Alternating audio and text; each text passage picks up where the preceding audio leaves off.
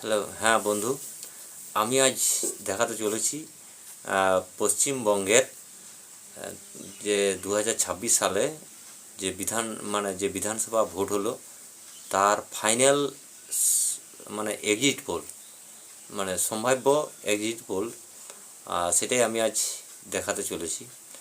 আর তার আগে বলি যে আমি হচ্ছি সাধারণ একজন প্রাইমারি স্কুলের পার্শ্ব শিক্ষক, পশ্চিম মেদিনীপুর, জঙ্গলমহল, গোয়ালতোড়ের। তো এই সম্ভাব্য আমার এক্সিট পোল যেটা করছি আজ, প্রত্যেকটা জেলা ওয়াইজ টিএমসি, বিজেপি এবং আদার্সরা কে কীরকম ভোট পাতে পারে, আমার যা অভিজ্ঞতা, সেই অভিজ্ঞতা নিয়েই আমি আজ ফাইনাল 294টা আসনের সম্ভাব্য এক্সিট পোল দেখাতে চলেছি। তো সেই এক্সিট পোল আমার ধারণা যে 90% আমার যে সম্ভাব্য এক্সিট পোল এটা ঠিক হবে বলেই আমার বিশ্বাস। ঠিক আছে বন্ধু, এই আমার সম্ভাব্য এক্সিট পোলটা শুরু করছি। তো প্রথমে আসি কোচবিহার জেলায় মোট আসন আছে 9টা। তার মধ্যে তৃণমূল পাবে, আমার যেটা ধারণা, তৃণমূল পাবে 3 আর বিজেপি পাবে 6 এবং অন্যান্যরা নীল। কোচবিহারে যেটা আমার ধারণা, আদার্সরা নীলেই থাকবে। এরপরে চলে আসি আলিপুরদুয়ার। মোট বিধানসভা আছে 5টা।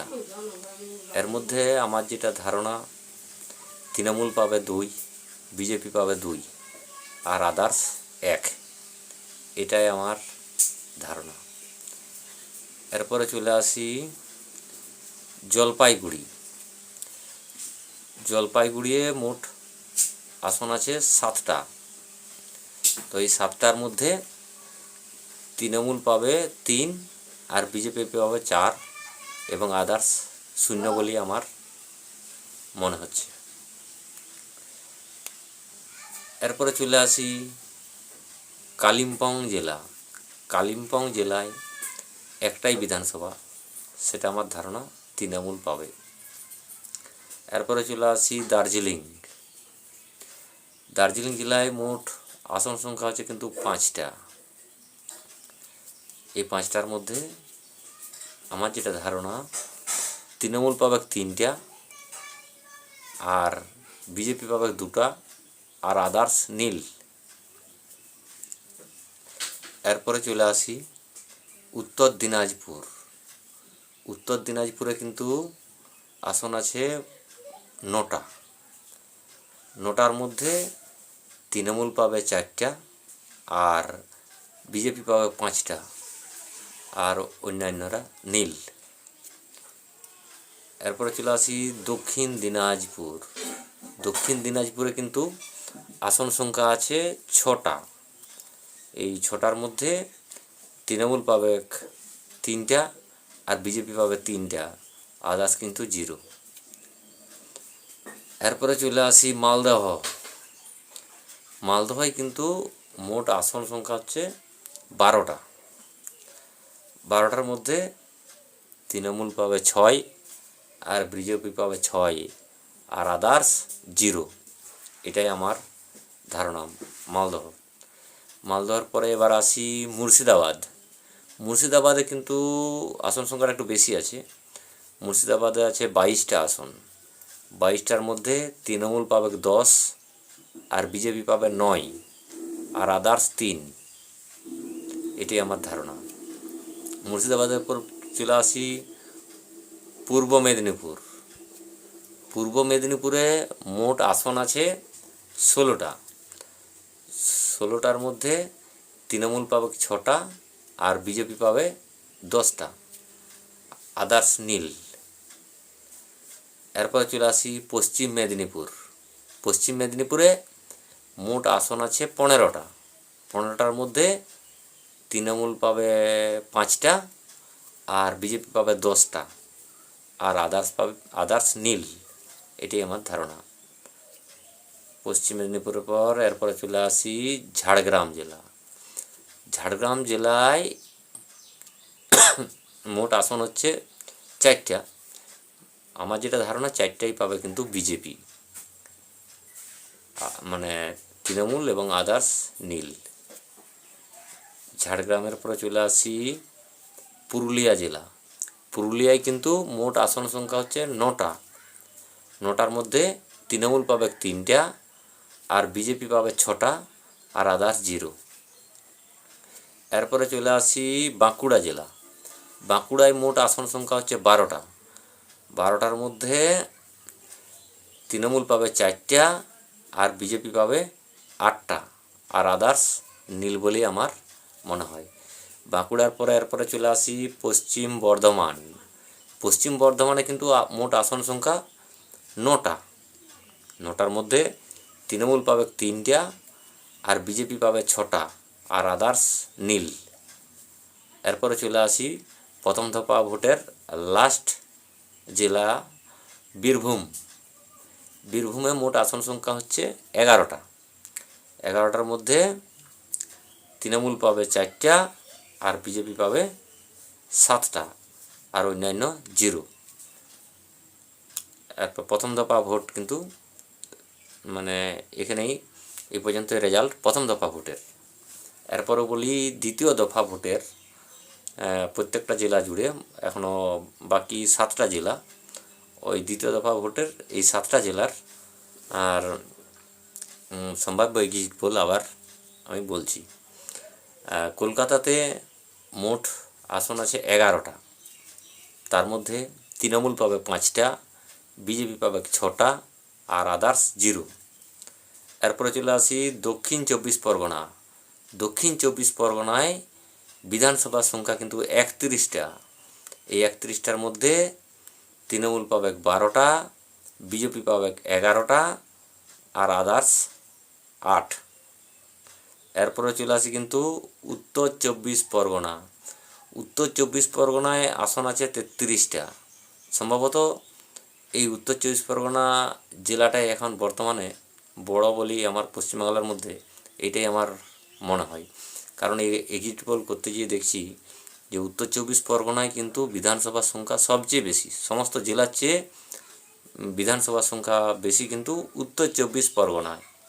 সমস্ত জেলাগুলো পশ্চিমবাংলায় যতগুলি জেলা আছে সব জেলার থেকে এই উত্তর 24 পরগনা জেলায় মানে বিধানসভার সংখ্যা বেশি, মানে এখানেই সবচেয়ে বেশি জনবসতি বলেই আমার মনে হয়। উত্তর 24 পরগনা জেলায় জনবসতিটা বেশি।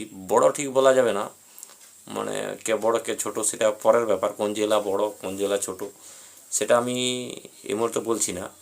এখন যেহেতু বিধানসভার সংখ্যা উত্তর 24 পরগনায় সবচেয়ে বেশি, তাই আমার ধারণা উত্তর 24 পরগনায় পশ্চিমবাংলার মধ্যে সবথেকে বেশি জনসংখ্যা আছে উত্তর 24 পরগনায়। কারণ উত্তর 24 পরগনার বিধানসভা কিন্তু 33। এই 33-এর মানে আগে আর কোনো মানে জেলা এই বিধানসভা নাই, তাই সবচেয়ে জনসংখ্যা বহুল জেলা হচ্ছে আমাদের উত্তর 24 পরগনায়। তো যেটা আমি বলছি এখন এক্সিট পোল নিয়ে পরে বলি, যেটা নিয়ে আমি বলছিলাম, তাহলে উত্তর 24 পরগনায় মোট বিধান সংখ্যা আছে 33। এর মধ্যে তৃণমূল পাবে 10, আর বিজেপি পাবে 18, আর আদার্স পাবে 5। এটি আমার ধারণা। উত্তর 24 পরগনার রেজাল্টটা আমি আরেকবার মানে আমার সম্ভাব্য এক্সিট পোলটা আরেকবার বলে শোনাচ্ছি। উত্তর 24 পরগনায় মোট আসন আছে 33। এর মধ্যে তৃণমূল পাবে 10, আর বিজেপি পাবে 18, আর আদার্স পাবে 5। এরপরে চলে আসি হাওড়া জেলা। হাওড়া জেলায় মোট বিধানসভার সংখ্যা হচ্ছে 16টা। তো এই 16টার মধ্যে তৃণমূল পাবে 6, আর বিজেপি পাবে 10, আর আদার্স 0। আচ্ছা, হাওড়া জেলা হয়ে গেল। এরপরে আসি নদিয়া জেলা। নদিয়ায় মোট আসন সংখ্যা হচ্ছে 17টা। নদিয়া জেলায় মোট আসন সংখ্যা হচ্ছে 17টা। এর মধ্যে তৃণমূল পাবে 5টা, আর বিজেপি পাবে 11টা, আর আদার্স পাবে কিন্তু 1টা। এরপরে চলে আসি হুগলি জেলা। হুগলিতে কিন্তু মোট আসন সংখ্যা আছে 18টা। এই 18টার মধ্যে তৃণমূল পাবে 5, আর বিজেপি পাবে 12, আর আদার্স পাবে 1। এরপরে চলে আসি পূর্ব বর্ধমান। পূর্ব বর্ধমানে কিন্তু মোট আসন সংখ্যা হচ্ছে 16টা। এর মধ্যে তৃণমূল পাবে 6টা, আর বিজেপি পাবে 10টা, আর আদার্স হচ্ছে 0। অর্থাৎ এরপরে বলি, আর জেলা নেই, পূর্ব বর্ধমানেই শেষ হলো। এরপরে তাহলে আমার টোটাল আমার এক্সিট পোলে দেখা যাচ্ছে যে প্রথম দফা ভোটের মোট 152টা আসনের মধ্যে প্রথম দফা ভোটের তৃণমূল পাচ্ছে 60, বিজেপি পাচ্ছে 88, আর অন্যান্য পাচ্ছে 4। আর আমার দ্বিতীয় দফা ভোটে, মানে দ্বিতীয় দফা এক্সিট পোলে মোট 142টা আসনের মধ্যে তৃণমূল পাচ্ছে 49, আর বিজেপি পাচ্ছে 78, আর অন্যান্য 10।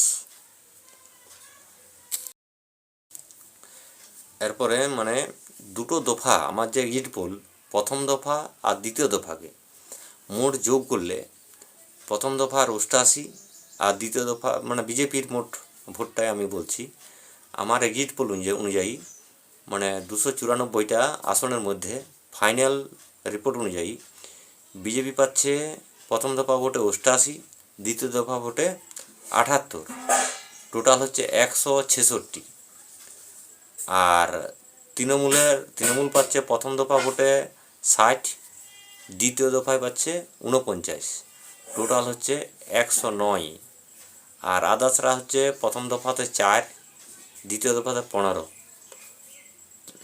অন্যান্যদের টোটাল মানে বিধানসভা দাঁড়াচ্ছে 19টা। তাই আমার এক্সিট পোল অনুযায়ী মানে মোট 294টা আসনের মধ্যে বিজেপি পাচ্ছে 166, তৃণমূল পাচ্ছে 109, অন্যান্য পাচ্ছে 19। তো আমি মানে আমার যে এক্সিট পোলটা, এটা আমি এমনি সহজে মানে এত তাড়াতাড়ি একটু বলে দিলাম, কিন্তু এই এক্সিট পোলটা করার পেছনে আমি আগে খাতা কলম দিয়ে গবেষণা করে আমি এই সম্ভাব্য আমার এক্সিট পোলটা করেছি। তো আমি আমার যে খাতায় যে ক্যালকুলেশন বা গবেষণাগুলো করেছি সেগুলাই আমি দেখাচ্ছি।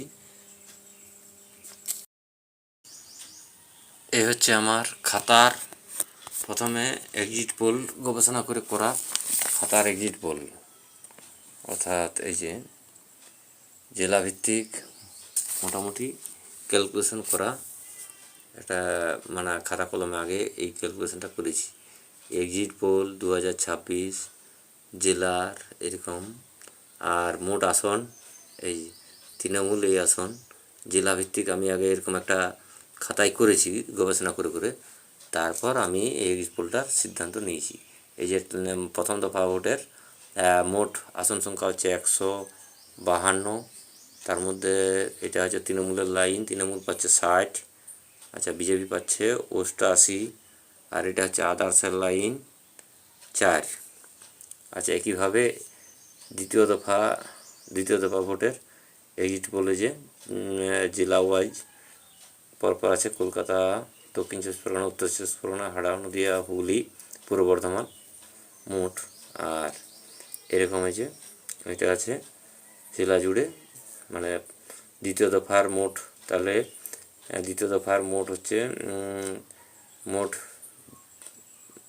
আসন সংখ্যা হচ্ছে 142, এর মধ্যে তৃণমূল পাচ্ছে 49, আর বিজেপি পাচ্ছে 78, অন্যান্য 15।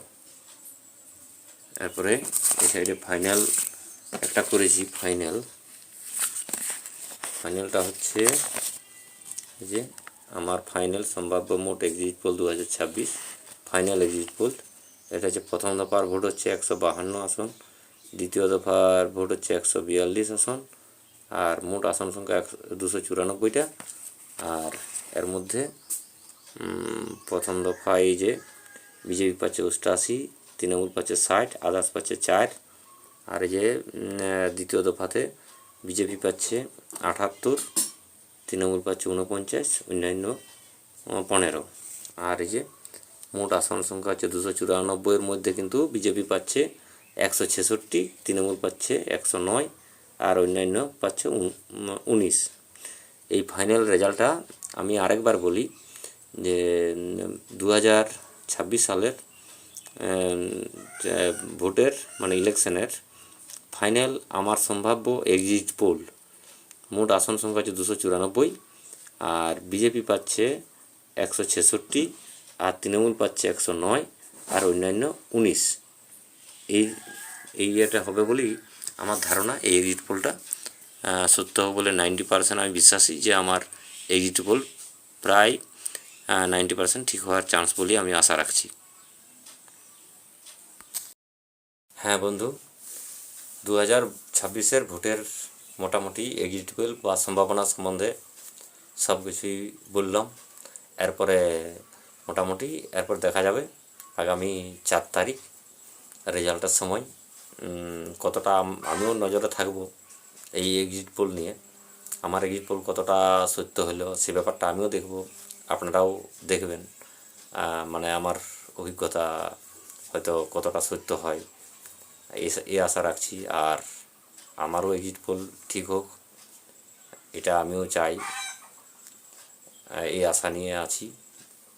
আর দেখা হবে বন্ধু, কথা হবে সেই 4 তারিখ ভোট গণনা হবে। 4 তারিখে ভোট গণনা হলেই মোটামুটি ভোটের নিয়ে পুরোপুরি ডিটেলস আমরা জানতে পারবো, এই আশা রাখছি। আজকে এই পর্যন্তই।